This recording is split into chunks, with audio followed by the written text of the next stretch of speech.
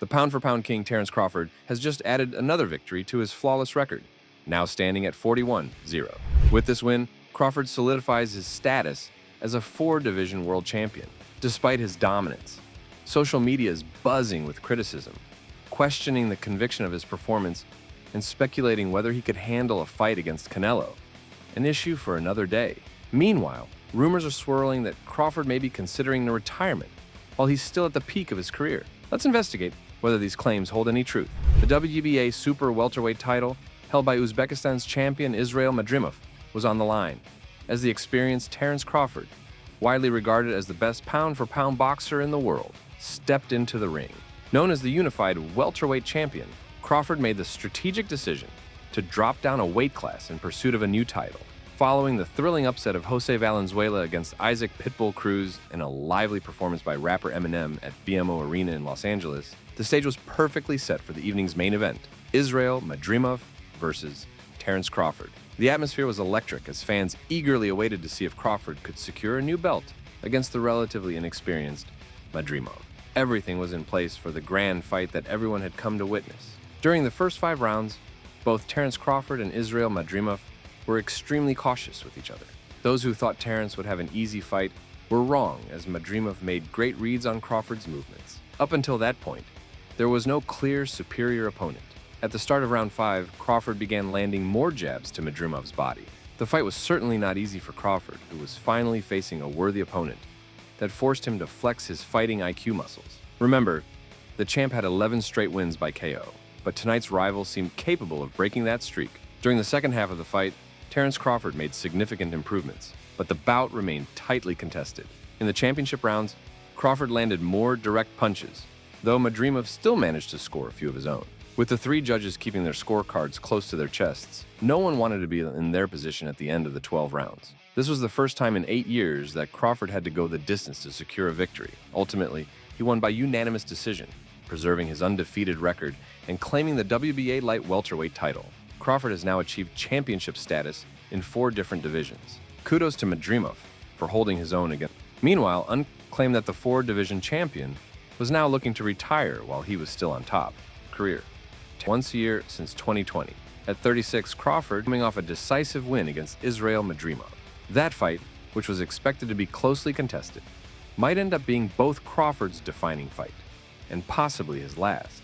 With the planned rematch against Spence now uncertain, Crawford, who boasts a perfect record of 41-0 with 31 knockouts, does not have a clear plan for his next fight or his future in boxing. In a recent post on X, formerly Twitter, Crawford hinted that he might retire soon, saying, "I might give y'all one more or not, because y'all don't know how to appreciate greatness when you see it." This comment reflects Crawford's frustration with how his achievements have been recognized. He feels that he has not always received the credit he deserves, either being overlooked or only recognized later. Despite this, Crawford is satisfied and firmly believes he deserves fame. His recent remarks underscore his sense of being undervalued by critics, even as he remains confident in his legacy and accomplishments in the sport. Could there still be more to see from Terence Crawford and his incredible skills? Has any fighter truly pushed him to his limits, forcing him to dig deep and showcase his best? So far, no one has managed to do that. And will such a challenge ever come? It's hard to say. There has been speculation about a potential showdown between Crawford and Canelo Alvarez, the reigning king of the 168-pound division. This fight would be a dream match for many boxing fans, but aside from that, Crawford seems uncertain about his future. He has turned down a fight with rising star Boots Ennis, dismissed Teofimo Lopez's recent call-out, and it remains unclear if he's still interested in a bout with Jermall Charlo. If Crawford were to retire now, it would be a disappointment. Fans would love to see him pursue greatness in a fight with Canelo. Even though Crawford has downplayed Boots Ennis as not being on his level, a match against the young and unbeaten contender, now a title holder, would be an exciting event that many would eagerly watch. Ultimately, it's Crawford's decision. Very few great fighters manage to retire undefeated and on their own terms. Crawford would join a rare group of champions who left the sport at the peak of their careers, like Rocky Marciano, Floyd Mayweather, Andre Ward, and Ricardo Lopez, who all ended their careers without a loss. Crawford's recent comment, "I might give y'all one more," leaves us wondering if he will indeed return for one final fight. If he does, the big question remains: who will be his opponent? Ryan Garcia was being very vocal on Twitter after the fight, saying that Canelo would wipe the floor with Crawford. Crawford is fucking trash. Don't ever compare Crawford to Canelo again. Shout out young Triple G. He fucking did his shit. I felt he won. At least a draw.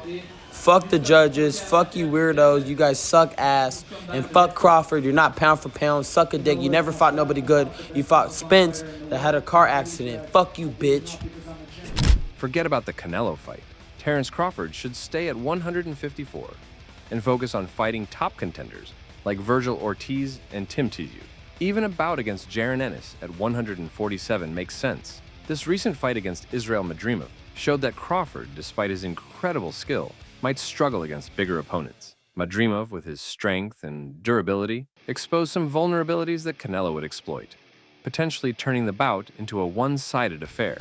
Crawford's power didn't translate well into the higher weight class, and he was noticeably out-muscled by Madrimov. This fight should put an end to any Canelo talk and redirect attention to more fitting challenges. A fight against Jermell Charlo would be a solid matchup for Crawford instead. It's clear that while Crawford is an exceptional fighter, moving up to face Canelo, who has excelled in multiple weight classes, would be a significant mismatch. This fight was a masterclass in high-level boxing strategy, and it definitely kept me on the edge of my seat. Here's how I saw it. Madrimov started strong, clearly taking the early rounds with his aggressive approach. I had him winning rounds 1 and 2, while Crawford edged out round 3. Madrimov came back to take rounds 4 and 5, but Crawford found his rhythm in round 6. The 7th round was tricky to score, and I gave the edge to Crawford in the final round. Crawford, despite being a right-handed fighter, often boxes from the southpaw stance. This contrasts with Jaron Ennis, who switches stances more frequently. Crawford tends to switch to southpaw once he's figured out his opponent's patterns, using it to land more effective punches. Madrimov did a good job controlling his movements and picked up where he left off from his previous fight against Kurbanov. His jab was effective, but Crawford managed to land more decisive shots as the fight progressed. An interesting moment in the last round was Madrimov landing a good left hook, but I was hoping he'd use more combinations. Crawford's counterpunching was sharp, and Madrimov's output was low, which played into Crawford's strengths. Madrimov switched to southpaw in the 12th round, which made me wonder if his power was in his left hand. However, he was caught with 2 right uppercuts from Crawford. Porter's commentary was a bit frustrating. He seemed overly biased towards Crawford and didn't give Madrimov enough credit. Despite that, it was a brilliant fight. Both fighters showcased their styles. Madrimov with his aggressive, springy orthodox approach, and Crawford with his counter-punching and switch hitting. The fight was incredibly close, and I had Madrimov potentially up by a point. Crawford's power and reach gave him an edge, but both landed significant shots. Madrimov put everything into his punches, especially his right hand, but Crawford's ability to move and set himself made a difference.